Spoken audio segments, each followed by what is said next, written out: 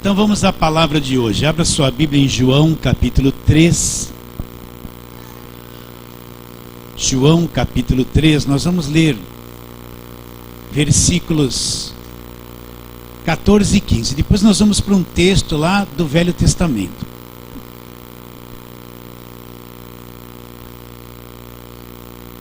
Então João capítulo 3, eu vou ler versículos 14 e 15. Ele diz assim: então preste bastante atenção, você tem que ler e entender.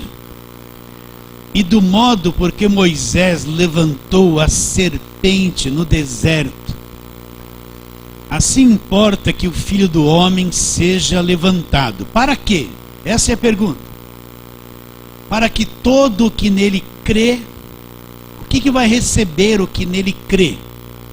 Tenha a vida eterna. Vamos orar. Senhor, o que Jesus tinha em mente quando ele fala? Ele volta a mente dele lá para o Velho Testamento e lembra um episódio das serpentes venenosas.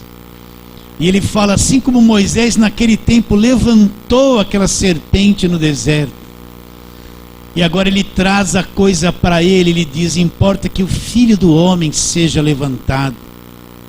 Como no passado aquela serpente foi levantada numa haste, agora Cristo será levantado numa cruz. E ele diz, para que todo que nele crê vai ter o quê? A vida eterna. Abra o nosso entendimento, Senhor. Queremos ver, olha estes meus irmãos visitantes. Abra o entendimento deles, nos dê vida, vida através da palavra. Assim oramos pela fé, crendo em nome de Jesus. Amém. Esse capítulo 13, ele fala da conversa com Nicodemos, e ele fala muito sobre o novo nascimento, que é nascido da carne é carne, quem nasceu do Espírito é Espírito. Jesus fala para Nicodemos que quem não nascer de novo não pode ver o reino de Deus, e também não pode entrar no reino de Deus. Depois ele vai fazendo essa dissertação, até que ele chega nesses versículos. E ele fala assim para Nicodemos: Nicodemos, assim como Moisés levantou a serpente no deserto, assim importa que o Filho do Homem seja levantado, para que todo que nele crê tenha a vida eterna. Então, vamos lá para o Velho Testamento, Números 21, para nós entendermos o que Jesus quer dizer, o que aconteceu lá, para que ele venha agora pegar aquilo e apontar para ele e dizer que aquele que crê que assim foi vai ter a vida eterna. Então, Números capítulo 21, vamos ler do versículo 4 até o 9. Números 21, 4 a 9.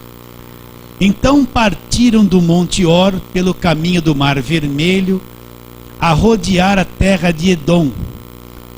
Porém o povo se tornou impaciente no caminho, e o povo falou contra Deus e contra Moisés: por que nos fizeste subir do Egito, para que morramos neste deserto, onde não há pão nem água, e nossa alma tem fastio deste pão vil? Então o Senhor mandou entre o povo serpentes abrasadoras que mordiam o povo, e morreram muitos do povo de Israel. Veio o povo a Moisés e disse: havemos pecado, porque temos falado contra o Senhor e contra ti. Ora ao Senhor que tire de nós as serpentes. Então Moisés orou pelo povo. Disse o Senhor a Moisés: faze uma serpente abrasadora e põe-na sobre uma haste, e será que todo mordido que a mirar, que nela olhar, viverá. Fez Moisés uma serpente de bronze e pôs sobre a haste. Sendo alguém mordido por alguma serpente que era venenosa, se olhava para a serpente de bronze e sarava. O que esse episódio quer mostrar? Deus libertou o povo de 430 anos de escravidão, ia conduzir este povo na terra prometida. Esse povo estava andando no deserto, Deus fazia cair um maná, um pão do céu.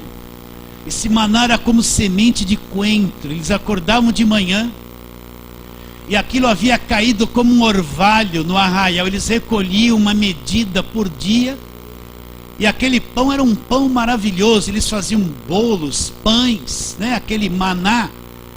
E aquele alimento, eles não precisavam comer carne, não precisavam de vitamina C, não precisavam de frutas. Era um alimento que caía do céu, era um pão do céu. Eles comiam aquilo e não ficavam doentes, ficavam fortes. Só que o povo começou a ficar inquieto. Eles queriam chegar logo na terra prometida. Eles começaram a ficar inquietos e se revoltar, ao invés de esperar com paciência em Deus. Então, meus irmãos, isso nos ensina uma coisa importante.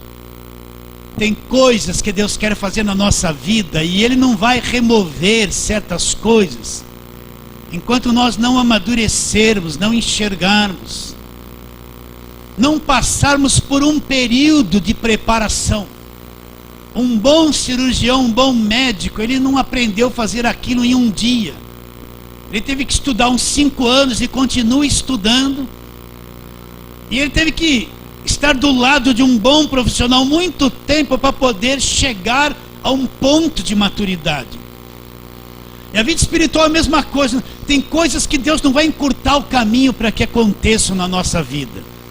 Nós vamos ter que ter paciência, viver um dia de cada vez, ser preparados, treinados, né? Trabalhados por Deus até que chegue aquele ponto que a gente possa alcançar aquele fruto que nós gostaríamos de ter. Então, esse povo, em vez de ter paciência, aprender a andar com Deus, aprender a se submeter a Deus, dar valor a esse pão que caía do céu, se tornou um povo impaciente, inquieto, desassossegado, e começou, a primeira coisa, a se rebelar contra Moisés e se rebelar contra Deus. Então, se algumas coisas não aconteceram na nossa vida, então tenha paciência. Se algumas coisas não mudaram, não adianta ir na campanha dos 7 passos da vitória, que não vai mudar. Não adianta pegar o óleo ungido e passar, que não vai mudar. Não adianta receber oração forte, que não vai mudar. Tem certas coisas na nossa vida que só com o tempo que a obra de Deus vai se concluir. Agora você não pode ficar inquieto, desassossegado. Então esse povo se rebelou contra Deus, contra Moisés, chamou aquele pão que caía do céu de um pão vil, uma coisa desprezível. O que Deus fez? Deus fazia isso no Velho Testamento, na lei fazia. Deus castigava aquele povo. Então Deus mandou um monte de serpentes venenosas no meio daquela gente com amor, que estava naquela rebelião. E elas picavam e muitos começaram a morrer. Aí o povo falou: poxa, por que está acontecendo isso? É porque nós desobedecemos. Chegou, conversou com Moisés: ora Deus por nós, porque nós fizemos tudo errado. E Deus falou: e agora, Senhor? Então Deus dá uma orientação. Moisés falou para Deus: e agora, Senhor? Então Deus dá uma orientação. Faz uma serpente abrasadora, uma serpente de cobre, cor de cobre, que brilha. Põe ela numa haste bem alta, numa vara, põe ela enfincada lá no meio do arraial.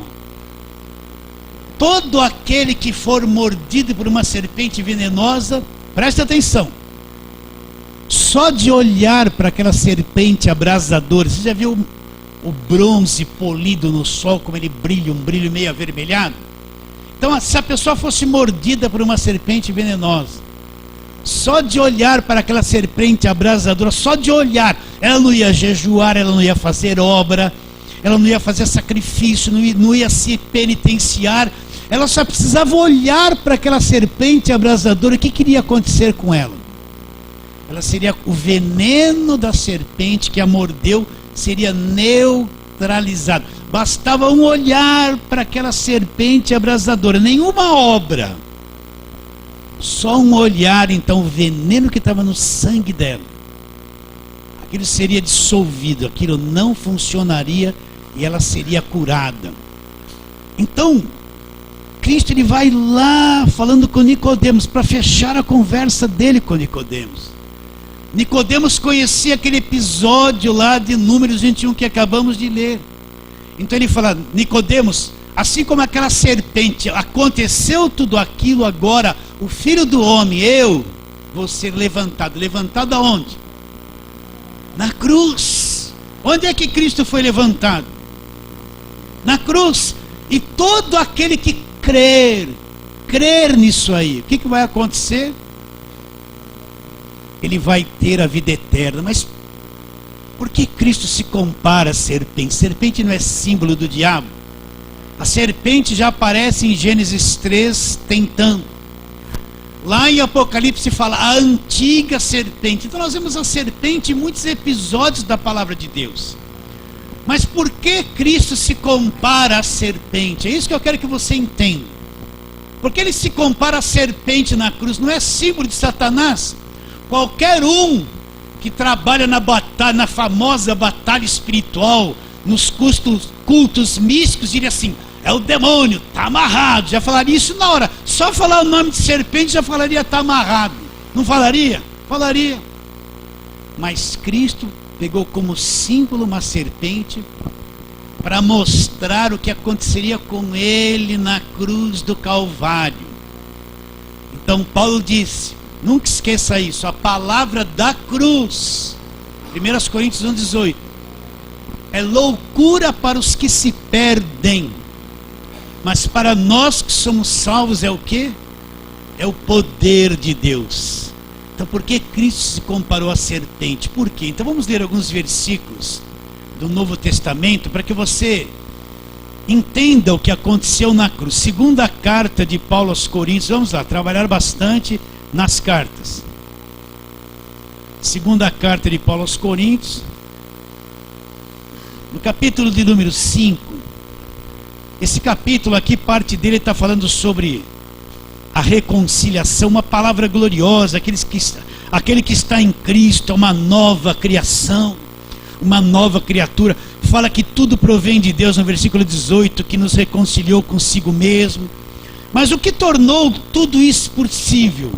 O que tornou tudo isso real na vida daquele que crê? Ele diz lá no versículo 21, aquele que não conheceu o pecado. Por que ele fala isso? Porque Cristo nunca pecou. Cristo foi um Deus homem perfeito aqui na terra. Ele nunca pecou, então ele não conheceu o pecado. Mas a Bíblia diz que lá na cruz, preste atenção, na cruz ele foi feito pecado. Ele foi feito por quem? Pelo Pai pecado. Ele assimilou o pecado, assumiu o pecado, ele foi feito pecado na cruz. Vocês estão enxergando a coisa parecida com a serpente? Para que nele, na cruz, nós fôssemos feitos o quê? Justiça de Deus. Então Cristo na cruz, assim como aquela serpente foi levantada no deserto, e quem olhasse para ela, era só olhar, não precisava fazer nada, só olhar, era curado, era neutralizado o veneno da víbora que estava no sangue dele. Assim Cristo foi feito pecado, levantado na cruz e feito pecado na cruz, para que nele nós fôssemos feitos a justiça de Deus, fôssemos justificados. Então ali na cruz ele foi feito pecado, e o benefício que isso traz para mim, para aquele povo do deserto, o veneno era neutralizado. Para nós, o Cristo que foi feito pecado, a condenação é neutralizada. O veneno da víbora também, da atual serpente, é neutralizado ali na cruz. Vamos para outro versículo, Romanos capítulo 8. Volta um pouquinho. Romanos capítulo 8. Ele começa falando uma coisa extraordinária. Ele diz no versículo 1, agora pois nenhuma condenação existe. Para quem? Para os que estão em Cristo Jesus. E ele diz, porque a lei do Espírito da vida em Cristo Jesus te livrou da lei do pecado e da morte. Então nós agora estamos em Cristo, somos salvos. Então não há mais condenação para os que estão em Cristo Jesus. Ele diz que mudou uma coisa em nós. Ele diz que a lei do Espírito da vida, que é o Espírito Santo, uma lei da vida veio para nós. e nos libertou da lei do pecado e da morte. Então, a lei do pecado e da morte foi retirada da nossa vida para que entrasse uma nova lei, a lei do Espírito e da vida que habita em nós. Nós somos libertos desta lei do Espírito, da lei do pecado e da morte, e temos a lei do Espírito da vida. Não há mais condenação para os que estão em Cristo Jesus. Por que não há mais condenação? Aí no versículo 13 ele fala: porquanto que for impossível a lei, no que estava enferma pela carne, isso fez Deus enviando seu próprio Filho em semelhança de carne pecaminosa. Então, a lei estava enferma pela carne. Nenhuma carne, nenhum ser humano conseguia cumprir a lei. Então a lei ficou enferma, ela não tinha um que pudesse cumprir, estava enferma pela carne. O que Deus fez para remover isso? Então ele manda Jesus em semelhança de carne pecaminosa. Ele teve um corpo semelhante ao meu e o teu. Para quê? Olha o que ele diz: em semelhança à carne pecaminosa no tocante ao pecado, e com efeito, presta atenção, condenou Deus na carne o pecado. Então ali na cruz, Cristo foi feito pecado, e ali ele condenou na carne o pecado. Então presta atenção, tudo aquilo que é pecado, que nos condenava, que nos condenaria, Cristo foi feito pecado, e Deus condenou, executou, deu a última sentença para essa coisa chamada pecado, em Jesus Cristo na cruz do Calvário. Então ele resolveu essa questão na cruz. Então por isso que não há mais condenação, e por isso que a lei do Espírito da vida, através do Espírito que habita em nós, nos libertou da lei do pecado e da morte. Mas o pecado foi condenado na carne dele ali. Então o corpo dele ferido, traspassado, chicoteado, aquilo ali foi a execução do pecado na carne. Está bem claro isso na sua mente ou não? Estão enxergando a serpente. Primeiro ali é uma serpente de metal, mas na cruz ele é feito pecado. Ele é comparado à serpente ali na cruz do Calvário. Agora vamos lá para Mateus capítulo 27, para você entender isso melhor. Mateus 27, a partir do versículo 45. Versículo 45: desde a hora nona até a hora, desde a hora sexta até a hora nona, houve trevas sobre toda a terra. Por volta da hora nona, clamou Jesus em alta voz, dizendo: Eli, Eli, lama sabachthani, que quer dizer: Deus meu, por que me desamparaste?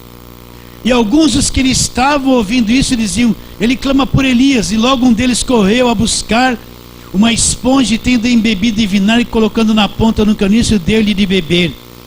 Os outros, porém, diziam: deixa, vejamos se Elias vem salvá-lo. Jesus, clamando outra vez com grande voz, entregou o Espírito. Eis que o véu do santuário se rasgou em duas partes, de alto a baixo, tremeu a terra, fenderam-se as rochas. Por que ele diz no versículo 46: Deus meu, por que me desamparaste? Por quê? Porque naquele momento Cristo foi feito pecado na cruz do Calvário. Por que ele foi desamparado? Porque naquele momento o pai não podia ter comunhão com o filho. O filho era um tipo da serpente ali da velha aliança, feito pecado na cruz do Calvário. Naquele momento, como se Deus tivesse que voltar as costas para o filho. O filho perdeu aquela comunhão com o pai, porque foi feito pecado na cruz. E ali o pai teve que desamparar o filho para poder executar a sentença sobre o pecado na cruz do Calvário. Você entende isso ou não? Por que ele se comparou à serpente? Porque ele foi feito pecado na cruz do Calvário por nós. Meus irmãos, o crente que não estiver estabelecido nessa verdade, não tiver uma visão sobre isso, ainda é infantil, ainda acredita em qualquer coisa, ainda vai ficar correndo atrás de agorada, óleo ungido de Israel, florzinha, rosinha, e vai ser comido pelo falso evangelho. Aquele que não entendeu o que é ser feito pecado na cruz, o que é se tornar maldição na cruz, o que é executar a sentença do pecado sobre ele. Não é uma linguagem assim, ó, você vai ter bênção, você vai ter vitória, você vai ser do vermelho, você vai conquistar, você vai trocar de carro, você vai trocar. Não é essa a mensagem do Evangelho. A mensagem do Evangelho, Paulo disse, é o Cristo crucificado. Aquele que não entendeu isso ainda é vítima do falso Evangelho, ainda é vítima do falso Evangelho. Então ali na cruz Deus teve que voltar as costas para Jesus. Por quê? Porque quando Deus olhava para ele, ele foi feito essa coisa maldita chamada pecado, e Deus não podia ter comunhão com ele ali. Vocês estão vendo um tipo de serpente na cruz ou não? Estão entendendo o que eu estou dizendo? Então Deus teve que voltar as costas para ele, e aquela comunhão foi interrompida, e ali o pecado foi julgado na cruz do Calvário. Vamos a outras coisas. Vamos lá para o Salmo 22, um salmo de Davi, que ali ele fala sobre o que o Messias estava sentindo ali na cruz. Salmo 22. Vamos ler a partir do versículo de número 12. Ele diz assim,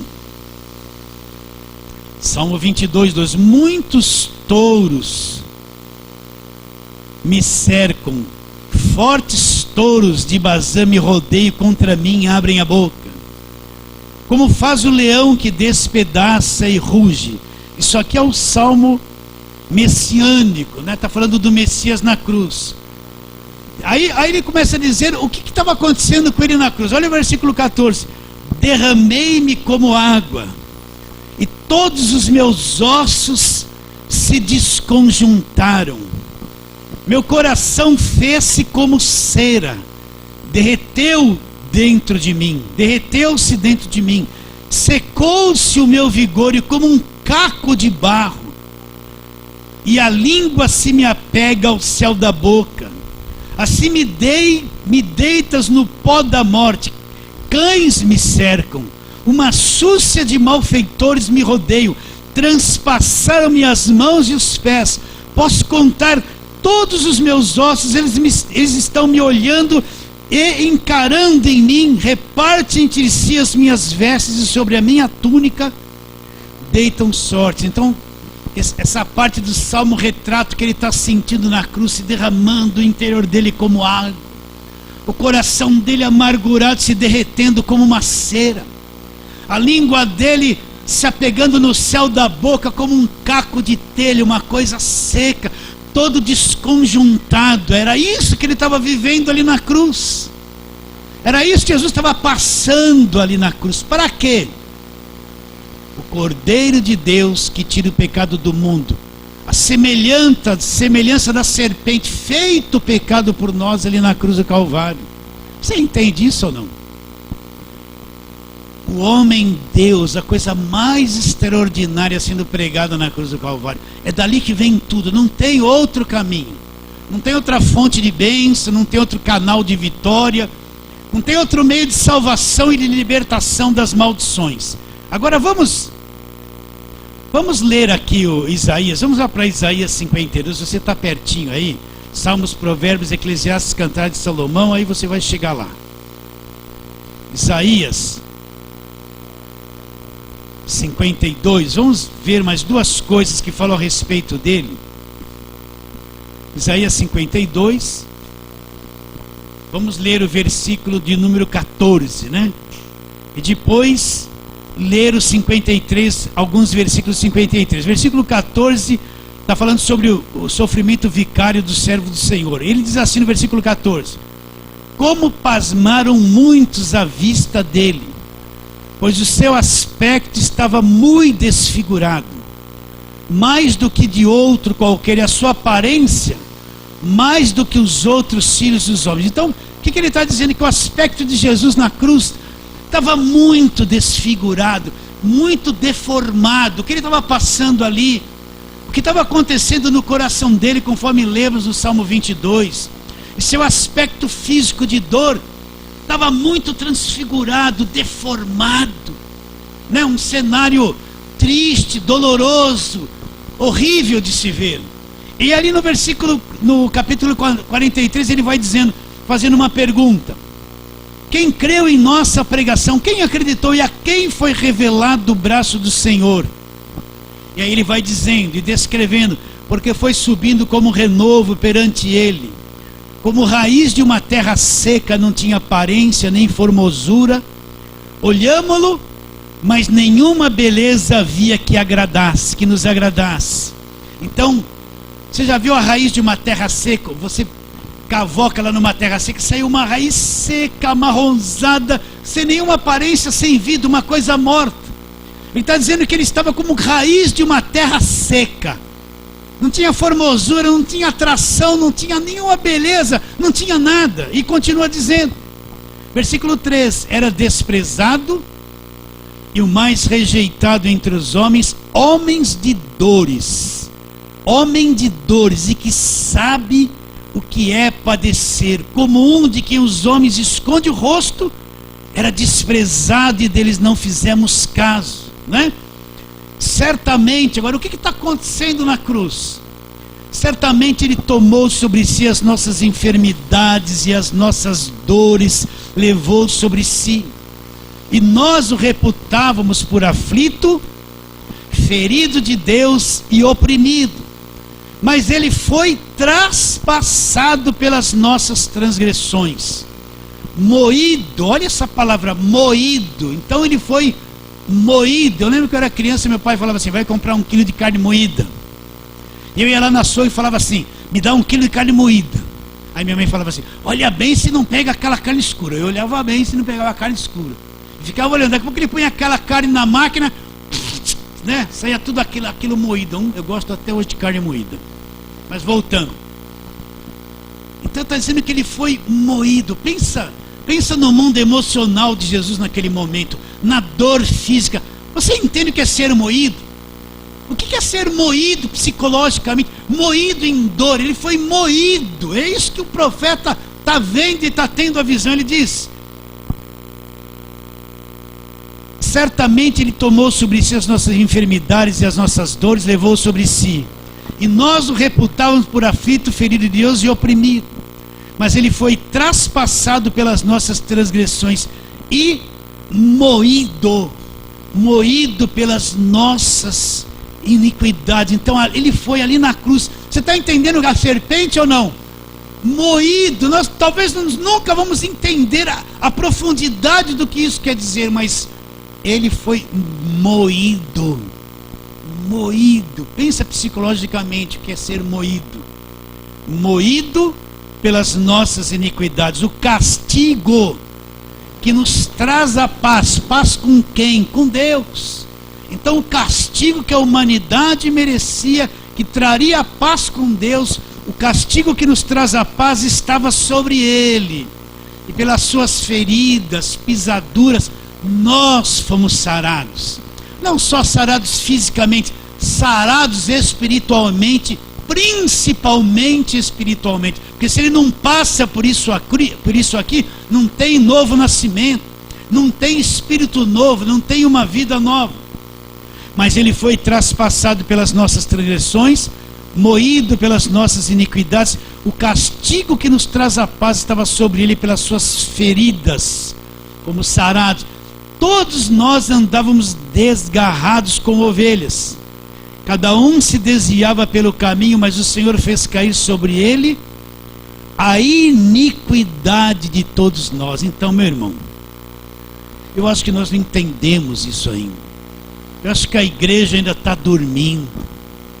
O Senhor fez cair sobre ele a iniquidade de todos nós. E quando ele fala todos nós, não é uma questão de passado ou presente, é uma questão de toda a existência da raça humana. Presta atenção. Todo o percurso da raça humana no planeta Terra até o fim, a iniquidade de tudo isso caiu sobre ele. Ele morreu por toda a existência da raça humana. Tem pessoas que ainda não nasceram, vão nascer e vão cometer pecados no futuro. Ali na cruz, ele já levou os pecados até o fim da existência humana nesse planeta. A morte dele não é uma questão de passado e presente, é por toda a existência da humanidade. É uma coisa que extrapola, sai do tempo. Você enxerga isso ou não? Ele levou a iniquidade de todos nós. Pastor, quer dizer que alguém que está nascendo hoje, daqui 20 anos ele pecar, já foi incluído isso na cruz também, por toda a existência da raça humana. Uma coisa muito grande. A cruz aconteceu no tempo, mas é como se ela existisse antes do nosso tempo. É uma coisa na eternidade realizada, já feita, já concluída. Será que você vê isso comigo? Será que eu posso confiar que você está entendendo, ter segurança aqui no coração? E ele diz: o Senhor fez cair sobre ele o quê? A iniquidade de todos nós. Então, assim como Moisés levantou a serpente no deserto, aquele que tinha o veneno no sangue dele, da serpente, que havia sido mordido por ela, presta atenção, só olhasse para a serpente abrasadora, só olhar, neutralizaria o veneno nele. Presta atenção. Se eu só olhar para a obra da cruz, entender e crer que efeito isso trará na minha vida, se uma coisa de bronze teve efeito na vida daquele povo, pensa quão superior é o Cordeiro de Deus que tira o pecado do mundo, que foi feito pecado na cruz. Se aquilo neutralizava o veneno da víbora, a cruz não vai neutralizar toda a obra do diabo na nossa vida, todo o mal, toda a condenação, todo o pecado, sim ou não? Vai. Qual obra que eles fizeram no Velho Testamento para olhar para a serpente abrasadora? Nenhuma, eles só olharam. Qual obra que nós temos que fazer para alcançar essas coisas? Nenhuma. Eu só tenho que olhar e crer. Só olhar e acreditar. Acreditar. Você acredita? Então, se você anda em busca de libertação, você não viu a cruz. Se você acredita que está debaixo de maldição, você não viu a cruz.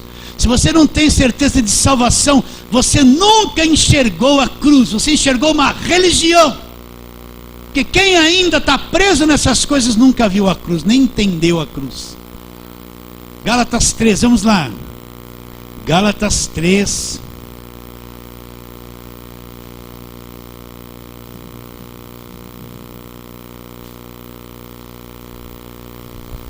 Versículo 11 em diante.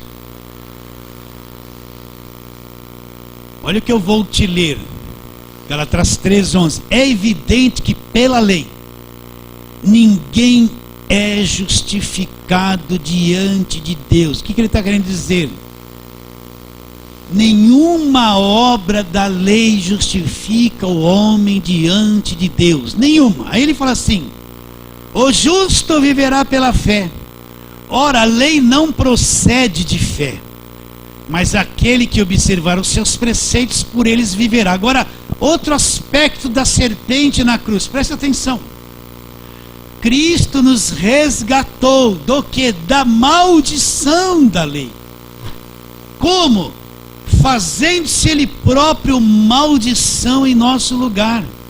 Porque está escrito: maldito todo aquele que for pendurado no madeiro, para que a bênção de Abraão chegasse aos gentios em Jesus Cristo, a fim de que recebêssemos pela fé o Espírito prometido. Então, o que era a maldição da lei? A lei era assim, ó: você tem que obedecer. Se você obedecer, você vai ser abençoado, vai ser cabeça e não cauda. Se você desobedecer, vai vir a maldição, você vai ser penalizado, você vai ficar doente, vai ter destruição na tua casa, destruição na sua vida. Então a lei é assim: obedece, está tudo bem. Desobedeceu, fogo neles. Entende? Então a maldição da lei era o castigo pela pessoa errar num só preceito da lei.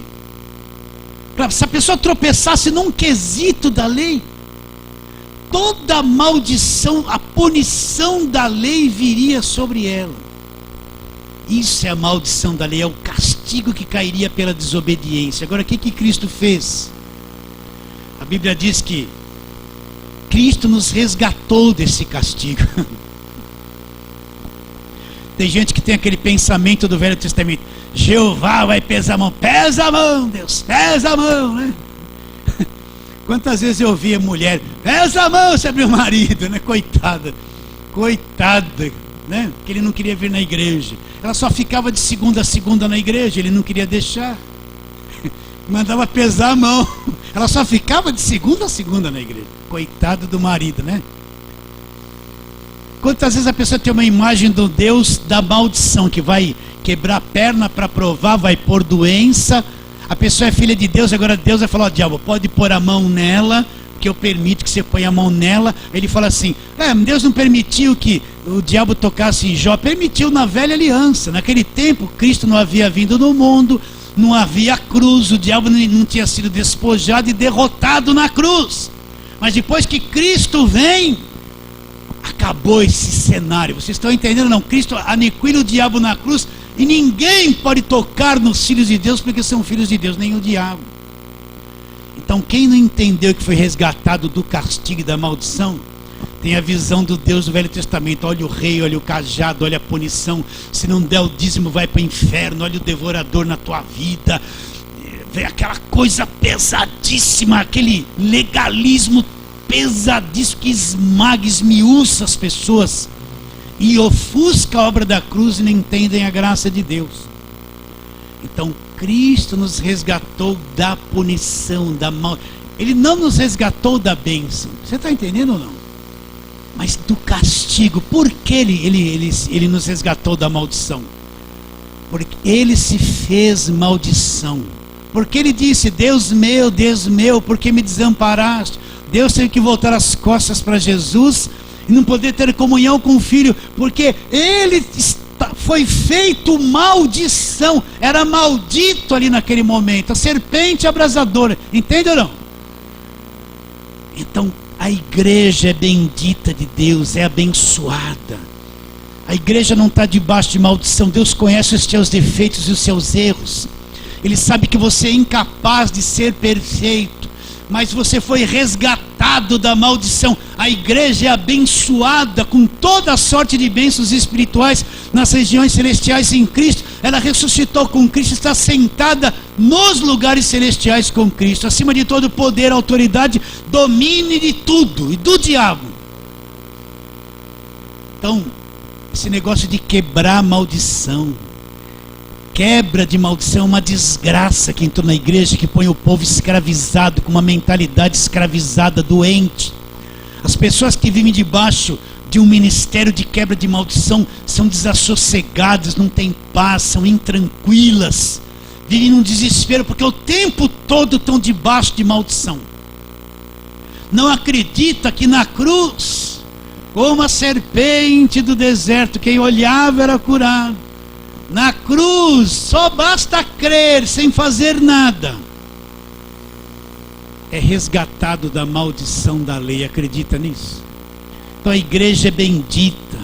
Você é um bendito de Deus. Você é uma bendita de Deus. A igreja é noiva de Cristo, bendita de Deus. Acredita ou não? Então Cristo nos resgatou da maldição da lei. Como? Meus irmãos,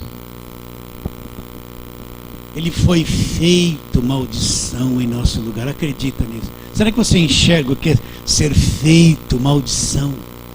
Ser feito maldito significa que toda a punição do Velho Testamento, toda a maldição que vinha sobre eles, todo aquele mal, Cristo se fez maldito, absorveu aquilo na cruz e executou a sentença do pecado da cruz, fazendo-se Ele próprio em maldição em nosso lugar, porque está escrito: maldito todo aquele que for pendurado no madeiro. Para quê? Para que a bênção de Abraão chegasse aos gentios através de Cristo. Para quê? Para que nós recebêssemos pela fé o quê? O Espírito Santo que foi prometido. Colossenses capítulo 2.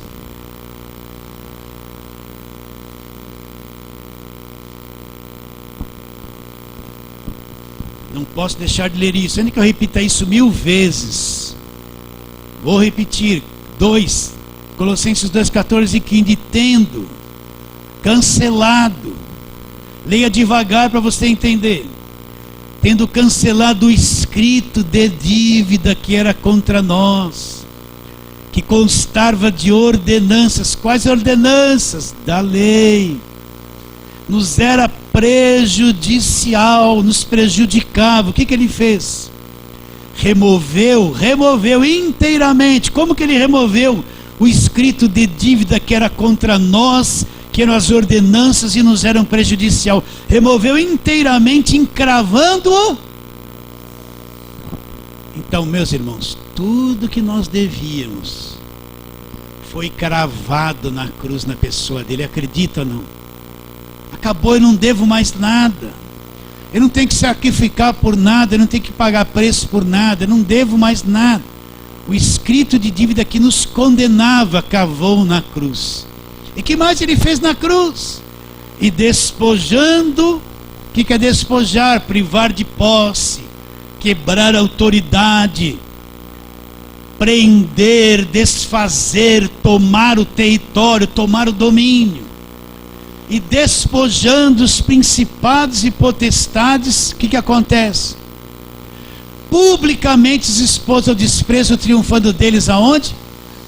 Então na cruz todo o poder do diabo foi despojado, toda a autoridade do diabo foi desfeita, todo o domínio que o diabo tinha foi quebrado. Acredita ou não?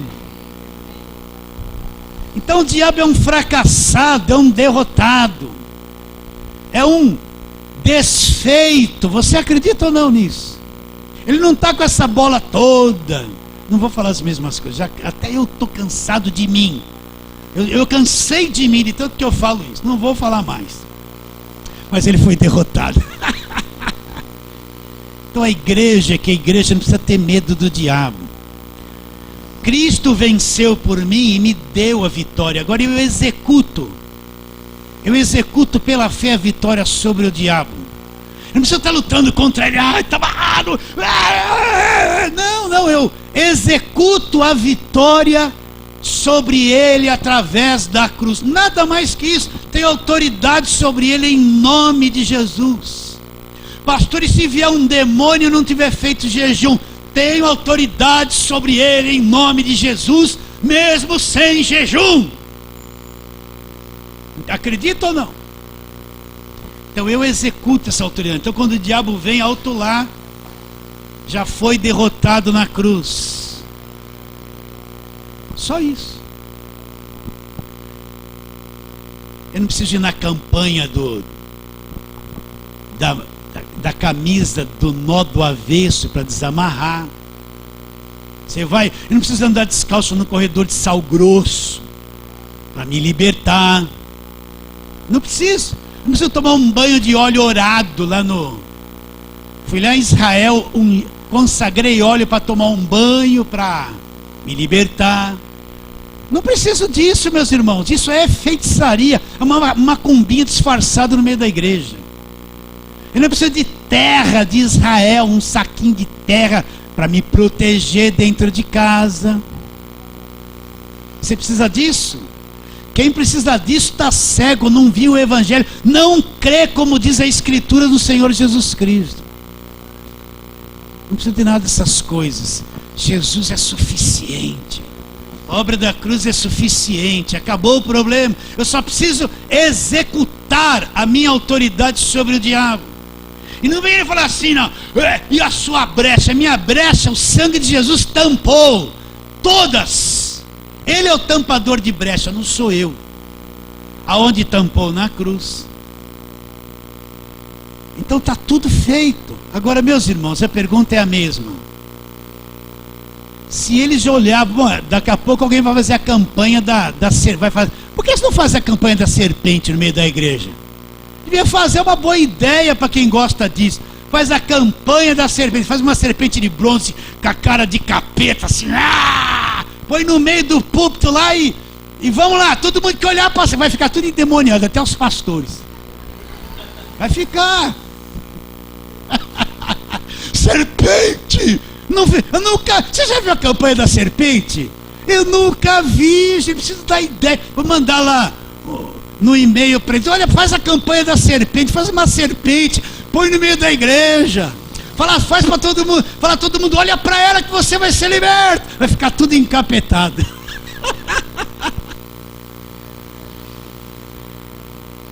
Se eles olhavam para uma serpente de metal, uma coisa morta, e acontecia um milagre no corpo deles, o veneno que estava no sangue deles era neutralizado. Meus irmãos,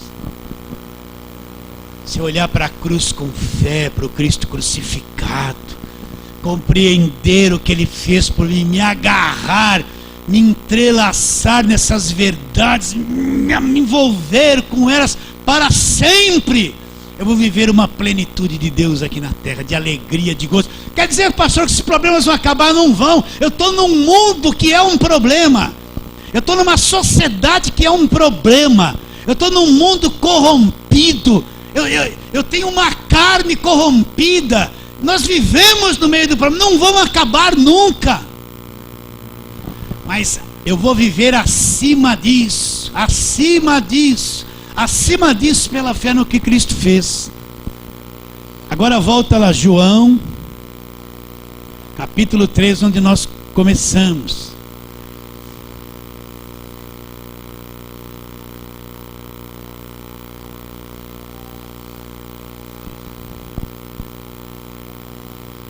E ele diz no versículo 14: de modo porque Moisés levantou a serpente no deserto, assim importa que o Filho do Homem seja levantado, para que todo o que nele crê tenha a vida eterna. E ele continua dizendo: porque Deus amou o mundo de tal maneira. O que ele fez? Deu o seu único filho. Para que Jesus foi dado? Para que Jesus foi dado? Então hoje em dia assim, para conquistar coisas, para ter coisas, para ser próspero, para me tornar empresário. Tomara que você seja tudo isso. Para mim trocar de carro, comprar uma BMW, ter um apartamento melhor, eu vou trabalhar melhor, eu vou conquistar, eu vou prosperar. Foi para isso que Deus deu Jesus Cristo. Só para o povo ter essa mentalidade mesquinha. Deus pode dar tudo isso, pode, e dá para muitos. Mas por que Deus desceu do céu, veio para a cruz, morrer na cruz? Só por isso, é isso o Evangelho. Olha o que ele diz: porque Deus amou o mundo de tal maneira que deu seu Filho único, para que todo que nele acreditar não pereça. Perecer é se perder, se estragar, mas tenha a vida eterna. Então, o que Jesus Cristo veio fazer do mundo? Ele veio propor o quê? A coisa mais importante na vida de uma pessoa: ter a vida eterna. Ele veio trazer a imortalidade através do Evangelho. Ele veio propor uma vida depois desse corpo, quando for para a terra, eterna, que nunca mais tem fim, onde ninguém mais morre, onde não tem dor, sofrimento, ninguém envelhece, não tem osteoporose, nem triglicérides, nem câncer, nem nada. Vida eterna, é isso que ele veio propor, para aquele que crer aqui, como diz a Escritura.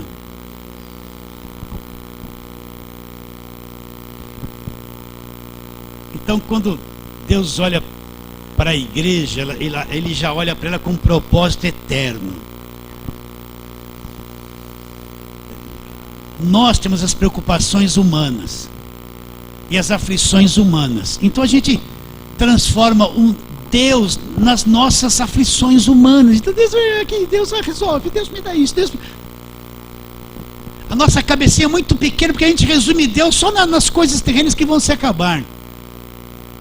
Mas quando Deus olha para a igreja, Ele já vê a igreja lá, na eternidade perfeita, corpo perfeito, a noiva linda no casamento com o cordeiro, você perfeito, salvo, ele já olha a eternidade futura, o que nós vamos fazer, ele já vê isso concluído. Você entende? Enquanto a igreja está aqui brigando pela terra, não tem visão de eternidade. Para que todo que nele crê não pereça, tenha vida eterna. Porquanto Deus enviou o seu Filho ao mundo, não para que julgasse o mundo, mas para que o mundo fosse salvo por ele. Salvo. Quem nele crê não é condenado ou julgado. O que não crê já está condenado. Quem nele crê não é condenado, não é julgado. O que não acredita já está. Já está, não saiu da condenação. Quem nele crê não é condenado ou julgado, mas o que não crê já está julgado, porquanto não crê no nome do único Filho de Deus. E o julgamento é este: a luz veio ao mundo, os homens amaram mais as trevas do que a luz, porque as suas obras eram más. Para concluir, eu vou de novo falar a mesma coisa. Se eles olharam para uma serpente de metal e foram abençoados, o que dera se olhar para a cruz e entender a palavra da cruz? Uma coisa muito gigantesca e extraordinária. Se o efeito da serpente venenosa foi neutralizado lá, eu não vou acreditar que o veneno da serpente atual vai ser neutralizado aqui pela obra da cruz. Já foi. Recebe essa palavra? Vamos ficar em pé.